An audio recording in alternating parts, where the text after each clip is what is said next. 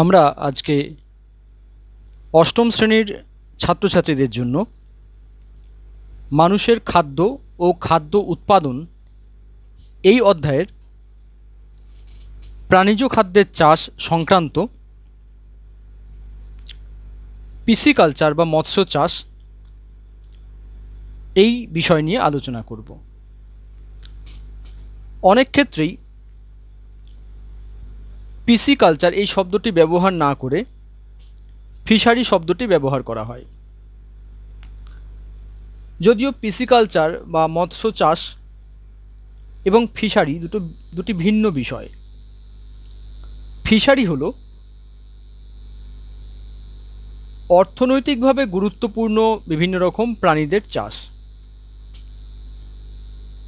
অর্থনৈতিকভাবে গুরুত্বপূর্ণ প্রাণী কেবল মাছ তো নয়, মাছ ছাড়াও চিংড়ি, কাঁকড়া, এরা সন্ধিপদী প্রাণী, এদের চাষ, শামুক, ঝিনুক, বিশেষভাবে মুক্তা ঝিনুক, এছাড়া গেড়ি, গুগলি, এই সমস্ত প্রাণী এরাও জলজ প্রাণী এবং এরাও অর্থনৈতিকভাবে গুরুত্বপূর্ণ।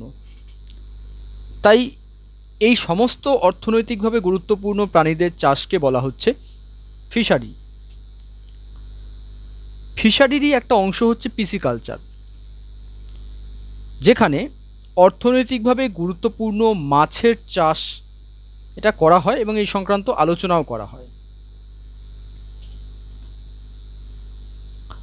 মৎস্য চাষ এটা ক্যাপচার এবং কালচার অর্থাৎ সংগ্রহ ভিত্তিক এবং পালন ভিত্তিক দুরকম হতে পারে। সংগ্রহ ভিত্তিক বা ক্যাপচার ফিশারি বা ক্যাপচার পিসিকালচার, ফিশারি বলা হয় কারণ সমগ্র মাছ অর্থনৈতিকভাবে গুরুত্বপূর্ণ প্রাণীদের ধরে নিয়েই বলা হচ্ছে। তো এখানে হচ্ছে ওই অর্থনৈতিকভাবে গুরুত্বপূর্ণ প্রাণীদের সংগ্রহ করা হয়। যেমন ইলিশ সমুদ্র থেকে ধরা হয়, সমুদ্রে তার প্রতিপালন করা হয় না, তাদের রেখে তাদের ডিম পাড়তে দেওয়া হলো, তারপর তাদের খাদ্য খেতে দেওয়া হলো, এরকম করা হয় না। ন্যাচারালি তারা তাদের জীবন যাপন করে, শুধু ধরা হয় মাছ। পালন ভিত্তিক এটা হচ্ছে অনেক বিস্তৃত পদ্ধতি, যেখানে মাছের ক্ষেত্রেই যদি বলি আমরা, মাছের ডিম সংগ্রহ, মাছের ডিম ফুটিয়ে শাবক তৈরি করা, তাদের প্রতিপালন করা ইত্যাদি বিষয়গুলো থাকে, তারপর তো শেষে ধরতেই হয়। মৎস্য চাষকে আরও দুভাগে আমরা ভাগ করছি, একটা হচ্ছে অন্তর্দেশীয় বা ইনল্যান্ড, আর একটা সামুদ্রিক বা মেরিন। অন্তর্দেশীয় বলতে সমুদ্র বাদ দিয়ে দেশের যে স্থলভাগ, ভূখণ্ড তার স্থলভাগ, সেই স্থলভাগ এ যখন মৎস্য চাষ হচ্ছে তখন তাকে বলছি অন্তর্দেশীয় মৎস্য চাষ। আর সামুদ্রিক মৎস্য চাষ সেটা একান্তভাবেই সমুদ্রে। অন্তর্দেশীয় মৎস্য চাষ এটা একটা হতে পারে স্বাদু জল বা মিঠে জলে, ফ্রেশ ওয়াটারে, আর একটা হতে পারে ঈষৎ লবণাক্ত জল বা ব্র্যাকিশ ওয়াটার ফিশারি। তোমরা জানো যে নদী যেখানে সমুদ্রে মিলিত হয় সেই স্থানকে বলা হয় খাঁড়ি বা মোহনা, ইংরেজিতে এস্চুয়ারি। এই এস্চুয়ারি অংশে জল সমুদ্রের মতো লবণাক্তও হয় না, আবার নদীর মতো স্বাদু জলও হয় না, দুইয়ের মিশ্রণ ঘটে বলে মোহনা অঞ্চলে জল হয় ঈষৎ লবণাক্ত। ঈষৎ লবণাক্ত জলকে ইংরেজিতে বলছি আমরা ব্র্যাকিশ ওয়াটার। সামুদ্রিক মৎস্য চাষ এটাকে উপকূলীয় এবং গভীর সামুদ্রিক দুভাগে ভাগ করা হয়েছে। স্থলভাগের কাছাকাছি সমুদ্র অঞ্চলে, উপকূল অঞ্চলে বা কোস্টাল রিজিয়নে একরকম মৎস্য চাষ হয়, আর একটা হচ্ছে গভীর সামুদ্রিক বা ডিপ সি ফিশারি। অন্তর্দেশীয় মৎস্য চাষ পুকুরে, নদীতে। পুকুর বলতে কেবল পুকুর নয়, এখানে পুকুর, হ্রদ বা লেক, বিল ইত্যাদি এইগুলি হচ্ছে পুকুর ধরে নিয়ে বলছি একবারে। পুকুরে হয় একটা, আর একটা হচ্ছে নদীতে। দুই ক্ষেত্রেই স্বাদু জল, আর খাঁড়ি বা মোহনায় ঈষৎ নোনা জলে মাছের চাষ হয়, সেটা আমরা আগেও বলেছি। সামুদ্রিক মৎস্য চাষ এক্ষেত্রে মূলত যেটা হয় সেটা হচ্ছে মাছ সংগ্রহ করা। সমুদ্র তো আর বদ্ধ জায়গা নয় যে সেখানে প্রতিপালন করা হবে, সেখানে মূলত মাছ ধরা হয়। এটা একটা হয় উপকূল অঞ্চলে, আর একটা হয় গভীর সমুদ্রে ট্রলার নিয়ে গিয়ে মাছ সংগ্রহ করা হয়, সেটা হচ্ছে গভীর সমুদ্রের মাছ চাষ। ঠিক চাষ বা শব্দটা এখানে কতটা প্রযোজ্য তা নিয়ে সংশয় আছে। এরপরে আমরা কয়েক প্রকার মাছ নিয়ে সংক্ষেপে জেনে নেব। আমাদের খুব পরিচিত কয়েকটি মাছ এখানে আছে। এদের আমরা বলছি দেশি মেজর কার্প। দেশি কারণ এরা ভারতে ন্যাচারালি পাওয়া যায়, প্রথম থেকেই পাওয়া যায়, নতুন করে বাইরে থেকে আনা হয়েছে এমনটা নয়, এখানকার উৎসই এখানে। মেজর বলছি কারণ এরা আকারে বড়, আর কার্প বলছি তার কারণ কার্প জাতীয় মাছ তাদেরই বলা হয় যাদের দেহ, সারা দেহ সাইক্লয়েড আঁশে ঢাকা, মাথায় কোনো আঁশ থাকে না। মাথায় আঁশ থাকে না এই কথাটি বিশেষভাবে মনে রাখার কার্প জাতীয় মাছের ক্ষেত্রে বৈশিষ্ট্য। সারা দেহ সাইক্লয়েড আঁশে ঢাকা থাকা সত্ত্বেও মাথা আঁশে ঢাকা থাকে না। এদের উদর গহ্বরে পটকা নামক একটি 2 প্রকোষ্ঠ বিশিষ্ট থলি থাকে, যার সাহায্যে এরা জলের বিভিন্ন স্তরে ওঠানামা করতে পারে। আর এদের চোয়ালে দাঁত থাকে না। দাঁতবিহীন এই মাছগুলি পরিণত বয়স্ক অবস্থায় শাকাহারী, মানে উদ্ভিজ্জ খাদ্য গ্রহণ করে থাকে। রুই, লেবিও রোহিতা আমাদের অত্যন্ত পরিচিত মাছ। 2 নম্বরে আছে মৃগেল, সিরহিনা মৃগালা। 3 নম্বরে কালবোস, লেবিও কালবোসু। এবং 4 নম্বর ছবিতে আছে কাতলা, সায়েন্টিফিক নেম কাতলা কাতলা। সায়েন্টিফিক নেম এর প্রসঙ্গে একটু বলে রাখি যে সায়েন্টিফিক নেম বা বিজ্ঞানসম্মত নাম যখন প্রিন্টেড হয়, সেটা বইয়ে ছাপা হোক বা এই ইলেকট্রনিক প্রিন্টিং হোক, মানে ইলেকট্রনিক কোনো গ্যাজেটে ছাপা হোক, সেখানে অক্ষরগুলি সামান্য ইটালিক্স বা বাঁকানো হয়। আর যদি হাতে লিখতে হয় তখন গণ, প্রথম অংশটাকে বলা হয় গণ, LABEO, লেবিও, যেমন এটা হচ্ছে গণ বা জেনাস, তার নিচে একটা দাগ দিতে হয়। আর রোহিতা, যেটাকে আমরা স্পিসিস বলছি বা প্রজাতি বলছি, তার নিচে একটা দাগ দিতে হয়, অর্থাৎ লেবিওর নিচে একটা দাগ, রোহিতার নিচে একটা দাগ, এভাবে আন্ডারলাইন করতে হয়। সিরহিনা মৃগালা, সিরহিনার নিচে একটা দাগ, মৃগালার নিচে একটা দাগ। এইভাবে বিজ্ঞানসম্মত নাম হাতে লেখার সময় আন্ডারলাইন করতে হয়, আর প্রিন্ট করলে বা টাইপ করলে সেখানে একটু বাঁকানো অক্ষর বা ইটালিক্স থাকে। এখানে লক্ষ্য করবে আমরা পার্থক্য বুঝতে পারবো। এইখানে এই যে অক্ষরগুলি আছে আর এইখানে অক্ষরগুলি আছে, এদের মধ্যে সামান্য পার্থক্য দেখবে। এইগুলি সোজা সোজা আছে, এগুলি সামান্য বাঁকানো বাঁকানো আছে, একটু বাঁদিকে সামান্য হেলানো আছে অক্ষরগুলি। যাই হোক, রুই, কাতলা, মৃগেল, কালবোস, এই 4টে হচ্ছে মেজর কার্প। আকারে বড়, স্বাদে অত্যন্ত ভালো, অর্থাৎ সুস্বাদু। এরা স্বাদ মানুষ পছন্দ করে, সেই জন্য এদের বাজারে চাহিদাও আছে। এদের প্রজনন হারও বেশি, এরা বেশি সংখ্যক ডিম পাড়ে, বেশি সংখ্যক অপত্য উৎপন্ন হয়। আমরা প্রত্যেকটি মাছের বৈশিষ্ট্য আলাদা করে আর এখানে জানানোর চেষ্টা করছি না বা আমরা আলোচনা করছি না। দেশি মাইনর কার্প ভারতে পাওয়া যায়, এরাও কার্প জাতীয়, মাথায় আঁশ নেই, সারা দেহ সাইক্লয়েড আঁশে ঢাকা, চোয়ালে দাঁত নেই, উদর গহ্বরে পটকা উপস্থিত, পূর্ণবয়স্ক অবস্থায় শাকাহারী। এরাও কার্প এবং আকারে ছোট বলে এদের আমরা মাইনর বলছি। শুধু আকারে ছোট না, এদের মার্কেট ভ্যালু কম।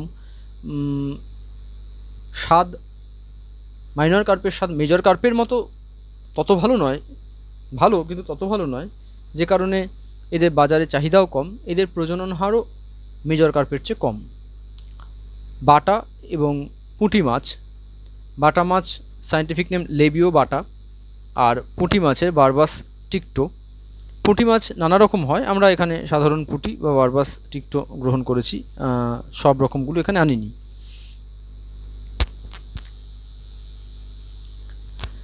বিদেশাগত মাছ, ইংরেজিতে এক্সোটিক ফিশ। এখানে অবশ্য তিনটেই কার্প জাতীয় মাছ নেওয়া হয়েছে। বিদেশাগত মাছ বলতে শুধু কার্প নয়, তিলাপিয়ার মতো মাছ এটাও কিন্তু বিদেশাগত মাছ। আমরা এখানে 3 রকম কার্প জাতীয় মাছ নিয়েছি যারা বিদেশাগত। বিদেশাগত বলতে অন্য কোনো দেশ থেকে সরকারি অনুমতিক্রমে এদের এনে এই দেশে চাষ করা হচ্ছে। কেবল আনলেই হয় না, আনার পর মরে গেলে হবে না, এই দেশে এখানকার জলবায়ুতে অভিযোজিত হবে এবং সফলভাবে প্রজনন সম্পাদন করবে, তখন বলবো এক্সোটিক ফিশ বা বিদেশাগত মাছ। আসলে বিদেশ থেকে মাছ আনা হচ্ছে যখন, তখন তার ভালো মন্দ অনেক কিছু বিচার বিবেচনা করে এর ফলাফল কী হবে, দেশীয় প্রজাতিগুলো বিলুপ্ত হয়ে যাবে কি না, এই সমস্ত অনেক কিছু বিষয় মাথায় রাখার পর সরকার অনুমতি দেন বিদেশ থেকে মাছ আনার জন্য ব্যবসায়িক ভিত্তিতে। তো এই 3 রকম মাছ বিদেশ থেকে আনা হয়েছে। সিলভার কার্প, হাইপোপথ্যালমিকথিস মলিট্রিক্স, বেশ বড় বিজ্ঞানসম্মত নাম দেখতে পাচ্ছি আমরা, গ্রাস কার্প, টিনোফ্যারিঙ্গোডন আইডেল্লা, এবং কমন কার্প সাইপ্রিনাস কার্পিও। এই কমন কার্পকে সিলভার কার্পই বলা হয়, কিন্তু কমন কার্পকে আমেরিকান রুই বলা হয়। কেন বলা হয় জানি না, আমেরিকা থেকে কিন্তু এদের একেবারেই আনা হয়নি, বরং দক্ষিণ পূর্ব এশিয়ারই অন্যান্য কিছু দেশ থেকে এদের আনা হয়েছে।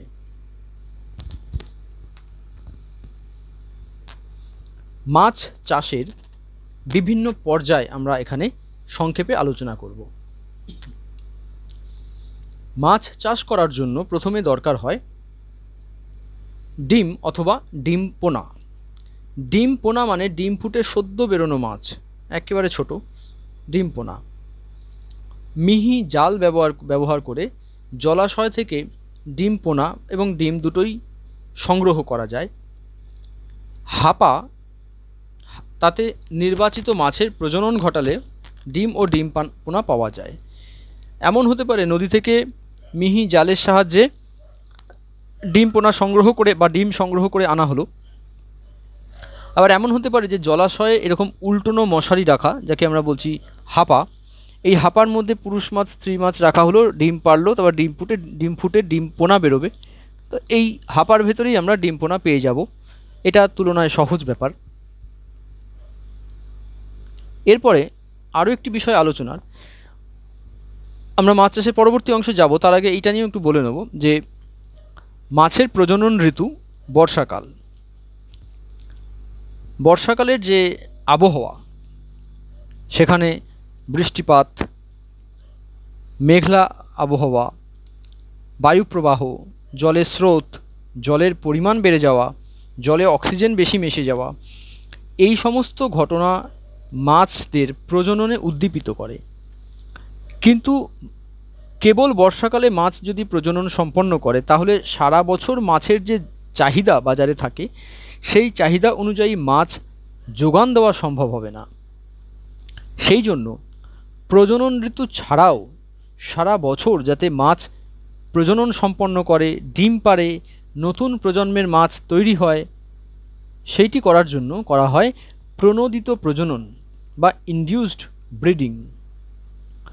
কি করা হয়, মাছের মাথায় পিটুইটারি গ্রন্থি থাকে।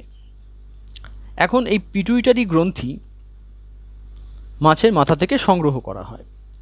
তোমরা যদি কোনোদিন বড় মাছের বাজারে যাও, ছোটোখাটো দোকানে হয়তো হবে না, এটা অনেক দোকান আছে যেখানে মাছেরই মার্কেট, সেরকম জায়গায় খেয়াল করবে যে মাছওয়ালা তিনি মাছ প্রথমে মাথাটি কাটছেন, ধর এবং মাথা আলাদা করছেন, মাথাটি রেখে দিচ্ছেন, এবার ধরটাকে তিনি টুকরো টুকরো করছেন বঁটিতে। এমন সময় হঠাৎ করে কোথা থেকে একটা লোক এলো, ওই মাছের মাথা যদি 3-4টে মাথাও কেটে রাখা থাকে, প্রথমে এগুলো আলাদা করে রাখেন সকালের দিকে, তো ওই মাথা থেকে নিডল দিয়ে, একটা সরু ইয়ের মতো, সূঁচের মতো নিডল দিয়ে ওই কাটা মাথাটা নিয়ে ওর পেছন দিক থেকে ওই খুঁচিয়ে খুঁচিয়ে একটা ছোট্ট সর্ষের দানার মতো সাদা কি বার করে নিয়ে একটা ছোট শিশির মধ্যে ওটাকে ঢুকিয়ে নিয়ে চলে যাচ্ছেন। মাছওয়ালাকে কিছু বলছেনও না, মাছওয়ালা কিছু বলছে না। এটা অনেক দিন ধরেই হয়ে আসছে আর কি, সেই জন্য সবাই জানে ব্যাপারটা। আসলে ওরা ফিশারির লোক, যেখানে মাছ চাষ হয় তার সেন্টার আছে সেরকম জায়গায়, বা মাছ চাষ সংক্রান্ত গবেষণা হয়, এই সমস্ত ব্যাপার ঘটে যেখানে, সেইখানকার নিয়োজিত লোক এরা। এরা আসেন, শিশিতে অ্যালকোহল ভরা থাকে, ইথাইল অ্যালকোহল সম্ভবত, তাতে ওই মাছের মাথা থেকে পিটুইটারি গ্রন্থিগুলি সংগ্রহ করে ওই অ্যালকোহলে ডুবিয়ে এরা ওই ফিশারির যে সেন্টার ফিশারি সেখানে ওরা নিয়ে যান। তারপর সেই সংগৃহীত পিটুইটারি গ্রন্থিগুলি থেকে ওগুলোকে পেশাই করে যন্ত্রের সাহায্যে তার নির্যাস বা এক্সট্র্যাক্ট বার করা হয়। তার মধ্যে বিভিন্ন রকম হরমোন থাকে, সেগুলি ওই ওই নির্যাসটাকে বলা হচ্ছে পিটুইটারি নির্যাস। এই নির্যাস মাছকে ইঞ্জেকশন দেওয়া হয়। ইঞ্জেকশন দেওয়ার পদ্ধতি আছে। তো আমরা ছবিতে দেখতে পাচ্ছি, নিচের ছবিতে, যে পৃষ্ঠপাখনার কাছাকাছি বা পৃষ্ঠপাখনা আর পুচ্ছপাখনা মানে লেজ আর পৃষ্ঠপাখনা তার মাঝামাঝি জায়গায় পেশিতে এই ইঞ্জেকশন, ইন্ট্রামাস্কুলার ইঞ্জেকশন দেওয়া হচ্ছে, পিটুইটারি নির্যাসের ইঞ্জেকশন। পুরুষ এবং স্ত্রী মাছ দুরকম মাছকে ইঞ্জেকশন দেওয়া হয়। দুটি স্ত্রী মাছকে ইঞ্জেকশন দেওয়া হয়, 3টি পুরুষ মাছকে ইঞ্জেকশন দেওয়া হয়। দেওয়ার পরে আমরা এর ইঞ্জেকশন দেওয়া, তার পদ্ধতি, সময়কাল, পরিমাণ ইত্যাদি ডিটেইলে এখানে যাচ্ছি না, প্রয়োজনও নেই এই ক্লাসের জন্য। তো ইঞ্জেকশন দিয়ে তারপর এই দু রকম মাছকে হাঁপায় রেখে দেওয়া হয়। হাঁপা বলতে আমরা আগের ছবিতে দেখেছি, এটা হচ্ছে হাঁপা। তো ওই পুরুষ এবং স্ত্রী মাছ নির্দিষ্ট সংখ্যায়, 2টি পুরুষ মাছ 3টি স্ত্রী মাছ, তাদের পিটুইটারি নির্যাস ইঞ্জেকশন দেওয়া হয়েছে, দিয়ে এই হাঁপার ভেতরে ছেড়ে দেওয়া হয়েছে। হাঁপার ভেতরে এরা স্ত্রী মাছ ডিম্বাণু ত্যাগ করবে, পুরুষ মাছ শুক্রাণু ত্যাগ করবে। এই জলের ভেতরে সেই শুক্রাণু এবং ডিম্বাণু নিষেক ঘটবে। হাঁপার যে এই জাল দেখতে পাচ্ছি, এটা কিন্তু ওপরটা খোলা হলেও নিচটা কিন্তু খোলা না। মশারিতে কি হয়, নিচের দিকটা খোলা থেকে ওপর দিকটায় ঢাকা থাকে। জাস্ট মশারিটাকে উল্টে দিলেই হবে। উল্টে দিয়ে জলের ভেতর বসানো আছে, আর 4 মাথায় 4টে বাঁশের খুঁটি বা শক্ত কোনো কাঠের খুঁটি আছে, তার সঙ্গে বাঁধা আছে। নিচটায় কিন্তু একটা বেস আছে, জালেরই বেস। ফলে ওখান থেকে মাছ জলে চলে যাবে, মানে বেরিয়ে যাবে, পুকুরে চলে যাবে। এবং মিহি জাল হওয়ার জন্য ডিম বা ডিম ফুটে বেরোনো, সদ্য বেরোনো যে ডিমপোনা তারাও বেরিয়ে যাবে, এমনটা কিন্তু সম্ভব না, খুব মিহি জাল হয়। তো এই হাঁপার মধ্যে রাখা হয়। হাঁপায় রাখা হলে ওইখানেই নিষেক ঘটে ওখানে তৈরি হয়। ওটাকে আমরা ওখানে যদি ডিম ফুটে নির্গত হয়, মানে ডিম রাখা হয় যেটা, মানে এই পুরুষ ও স্ত্রী মাছ রাখা হলো, তারপর নিষেক ঘটলো, এবার এই নিষিক্ত ডিমগুলোকে ওখান থেকে তুলে নেওয়া হয়। তুলে নিয়ে আরেকটি ওরকম উল্টোনো মশারি পুকুরে রাখা থাকে, তার মধ্যে রাখা হয়, যেটাকে হ্যাচারি বলছি আমরা। মানে ওটাকে বলছি হ্যাচিং হাঁপা, আর এই পুকুরকে বলছি হ্যাচারি। তাহলে হ্যাচারি পুকুরের মধ্যে উল্টোনো মশারি বা হ্যাচিং হাঁপা রাখা আছে, তার মধ্যে নিষিক্ত ডিমগুলোকে রাখা হলো। সেই হ্যাচিং হাঁপা বা ওই উল্টোনো ছোটো মশারি, তার মধ্যে ডিম ফুটে ডিম পোনা জন্মাচ্ছে। এই ডিম পোনাগুলিকে ওইখান থেকে সংগ্রহ করা হয়। যেহেতু ওই মশারির মধ্যেই আছে, সুতরাং অল্প পরিসরে জলের মধ্যে আছে, তাই ওদের সংগ্রহ করাটা সহজ। এই ডিম পোনাদের নিয়ে এবার রাখা হয় আঁতুর পুকুর। তাতে আঁতুর পুকুর হ্যাচারির চেয়ে একটু বড় মাপের পুকুর। আঁতুর পুকুরে ডিম পোনারা কিছুদিন ধরে আস্তে আস্তে বৃদ্ধি পেয়ে ওরা ধানি পোনা বা ফ্রাইয়ে পরিণত হয়। তো ডিম পোনা ছিল হ্যাচলিং ইংরেজিতে, ধানি পোনা হচ্ছে ফ্রাই। ধানি পোনাদের রাখা হয় এবার পালন পুকুর, রেয়ারিং ট্যাঙ্ক বা পালন পুকুরে রাখা হয়। পালন পুকুর আঁতুর পুকুরের চেয়ে আবার আয়তনে বড়। পালন পুকুরে ধানি পোনারা বৃদ্ধি পেয়ে হয় চারাপোনা বা ফিঙ্গারলিং বা চারাপোনা। তাদের রাখা হয় সঞ্চয় পুকুর বা স্টকিং ট্যাঙ্কে বা স্টকিং পন্ডে। সেখানে চারাপোনারা পরিণত মাছ হয়ে ওঠে, তারা মার্কেটেবল ফিশ বা বিক্রয়যোগ্য মাছে পরিণত হয় আকারে বড় হয়ে গিয়ে। হ্যাঁ, চারাপোনাও কিছু কিছু বিক্রি হয়। এবার এই প্রত্যেক পুকুরে মানে ডিম পোনা যখন রাখা হলো আঁতুর পুকুরে, সেই আঁতুর পুকুরে, পালন পুকুরে এবং সঞ্চয় পুকুরে মাছের যাতে খাদ্যের যোগান ঠিকঠাক থাকে সেটা খেয়াল রাখা হয়। সাপ্লিমেন্টারি ফুড অনেক ক্ষেত্রে দেওয়া হয়, বাড়তি খাবার দেওয়া হয়। প্রাকৃতিক যে খাবার জলে আছে তাছাড়াও বাড়তি খাবার অনেক ক্ষেত্রে দেওয়া হয়, এবং মাছের কোনো রোগ হচ্ছে কি না সেসব দিকে নজর রাখা হয়। পুকুরের এ মাথা থেকে ও মাথা পর্যন্ত জাল টেনে মাছদের শারীরিক পরিশ্রম করানো হয় যাতে তারা সুস্থ থাকে। তো এইসব হওয়ার পর ফিশারি তাতে মাছের উৎপাদন সফল হয়। আমরা এখানে দেখতে পাচ্ছি প্রথমে ডিম পোনা, ডিম ফুটে বেরোনো প্রায় স্বচ্ছ এরকম ডিম পোনা। ডিম পোনা বড় হয়ে হচ্ছে ধানি পোনা, ধানি পোনা আরও বড় হয়ে হচ্ছে চারা পোনা, এবং চারা পোনা বড় হয়ে শেষ পর্যন্ত হচ্ছে পরিণত মাছ। এখানে আমরা মাছের খাদ্য কি কি হতে পারে সেটা দেখছি। মাছের প্রাকৃতিক খাদ্য হচ্ছে জলাশয়ে জন্মানো প্ল্যাঙ্কটন। প্ল্যাঙ্কটন হচ্ছে আণুবীক্ষণিক জলজ জীব। এরা যদি স্বভোজী হয় তখন তাদের ফাইটোপ্ল্যাঙ্কটন বলা হয়, অর্থাৎ সূর্যের আলো ব্যবহার করে এদের দেহে উপস্থিত ক্লোরোফিল ব্যবহার করে এরা নিজেরাই নিজেদের খাদ্য তৈরি করতে পারে, তাই এরা স্বভোজী। ভলভক্স, টেট্রাসপোরিডিয়াম, এই সমস্ত জলজ শৈবাল এরা ফাইটোপ্ল্যাঙ্কটন। জুপ্ল্যাঙ্কটনরা হয় পরভোজী, অর্থাৎ এরা সালোক সংশ্লেষ প্রক্রিয়ায় খাদ্য তৈরি করতে পারে না। এদের উদাহরণ হিসেবে আমরা দুটি নাম এখানে রেখেছি, ক্রিল এবং ড্যাফনিয়া। ক্রিলটা দেখে বুঝতে পারছো যে খুব ছোট চিংড়ি বা চিংড়ির একেবারে শৈশব দশা, প্রায় স্বচ্ছ দেহ। ড্যাফনিয়া এক ধরনের আণুবীক্ষণিক সন্ধিপদী প্রাণী, চিংড়িও ক্রিলও সন্ধিপদী। এছাড়া নিমার্টিস এরকম জাতীয় প্রাণী আরও কিছু আছে যারা আণুবীক্ষণিক এবং জলবাসী, তারা জুপ্ল্যাঙ্কটন। এই ফাইটোপ্ল্যাঙ্কটন এবং জুপ্ল্যাঙ্কটনদের খেয়েই মাছরা বেঁচে থাকে। এর সঙ্গে সঙ্গে মাছদের সাপ্লিমেন্টারি ফুড দিতে হয়, পরিপূরক খাদ্য দিতে হয়। এদের আমরা কৃত্রিম খাদ্যও বলতে পারি। ধানের কুঁড়ো, অর্থাৎ ধানের খোসাকে গুঁড়ো করে বানানো হয় ধানের কুঁড়ো। এছাড়া মহুয়া খোল মাছের খাদ্য হয়, কিন্তু কোনো জলাশয়ে মহুয়া খোল দিলে সঙ্গে সঙ্গে সেটা বিষক্রিয়া করে। তাহলে কোনো পুকুর নতুন যখন কাটা হয়েছে সেখানে মাছ ছাড়ার আগে মহুয়া খোল দিয়ে রাখতে হয়। প্রথমে কিছুকাল মহুয়া খোলের বিষক্রিয়ায় অন্যান্য অপ্রয়োজনীয় বা অবাঞ্ছিত প্রাণী তাদের মৃত্যু ঘটে মহুয়া খোলের বিষক্রিয়ায়। আরও অনেক দিন থাকার পরে মহুয়া খোলের বিষক্রিয়া নষ্ট হয়ে যায়। তখন মহুয়া খোল ওই জলে শৈবালের বৃদ্ধি ঘটায়, অর্থাৎ ফাইটোপ্ল্যাঙ্কটনের বৃদ্ধি ঘটায়, যা নাকি মাছের প্রাকৃতিক খাদ্য। আর বহুদিন জলে থাকার পরে মহুয়া খোল নরম হয়ে আসে এবং তার বিষক্রিয়া নষ্ট হয়ে যায়, তখন মহুয়া খোল নিজেও মাছের খাদ্য হিসেবে ব্যবহৃত হয়। এছাড়া কেঁচো, এই যে আমরা কতগুলি বক্স মতন দেখছি, জমাট বাঁধিয়ে রাখা আছে কেঁচো, এবং কেঁচো মাছের খুব ভালো খাদ্য।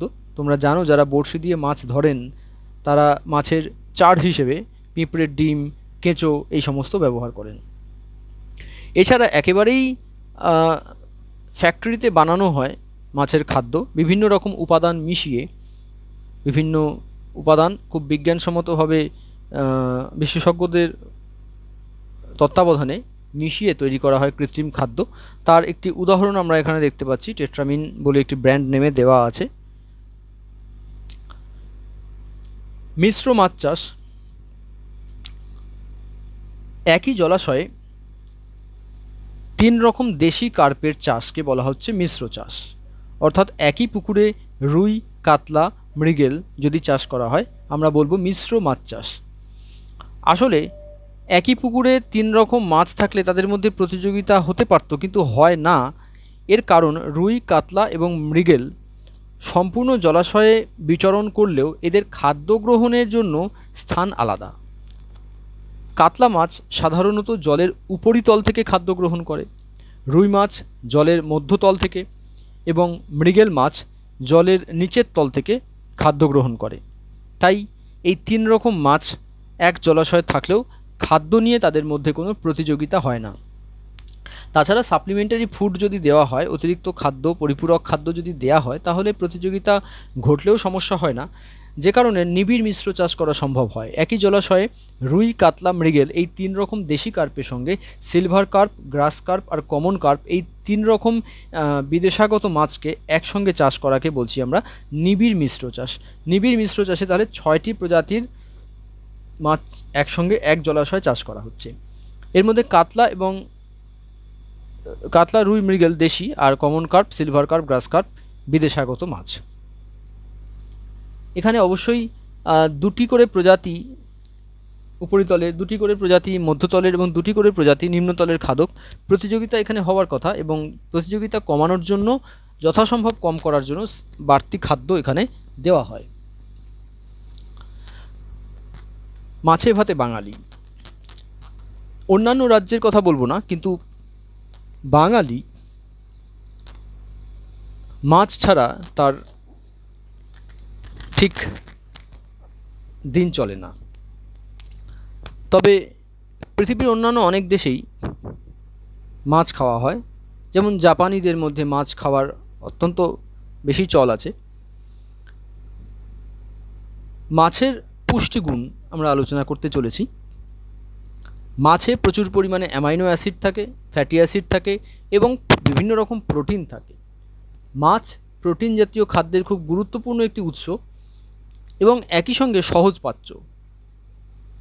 ডিমের থেকেও প্রোটিন পাওয়া যায়, বিভিন্ন প্রাণীর মাংস থেকেও যথেষ্ট প্রোটিন পাওয়া যায়, কিন্তু মাংস এবং ডিমের তুলনায় মাছ অনেক সহজপাচ্য, সহজে হজম হয়। তাই মাছ থেকে প্রোটিন পাওয়াটা অনেক সহজ।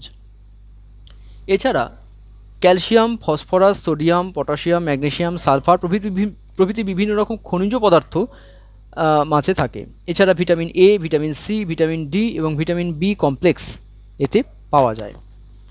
আরও কিছু উপাদান আমরা দেখব পাওয়া যায়, যেমন কড, হ্যালিবার্ট, হাঙর এই সমস্ত মাছের লিভার বা যকৃৎকে পেশাই করে সেখান থেকে একরকম তেল পাওয়া যায়। আমরা cod liver oil, halibut liver oil, shark liver oil এই সমস্ত নাম নিশ্চয়ই শুনে থাকবো, অন্তত কড লিভার অয়েলটা তো শুনেই থাকবো। শিশুদের দাঁতের এবং হাড়ের বৃদ্ধির জন্য এই liver oil, fish liver oil খাওয়ানো হয়। এতে প্রচুর ভিটামিন ডি থাকে, ক্যালসিয়াম তো থাকেই, ভিটামিন ডিও থাকে। দুটি একসঙ্গেই এই দাঁত ও হাড়ের বৃদ্ধিতে গুরুত্বপূর্ণ ভূমিকা পালন করে। আমরা এখানে কতগুলি গোল্ডেন ক্যাপসুল মতন দেখতে পাচ্ছি, একটা আউটার কোট, তার ভেতরে একটা জেল মতন থাকছে, ওই জেল মতন জিনিসটাই এই ফিশ লিভার অয়েল। এছাড়া সামুদ্রিক মাছের তেলে প্রচুর ওমেগা 3 ফ্যাটি অ্যাসিড বলে এক ধরনের ফ্যাটি অ্যাসিড থাকে।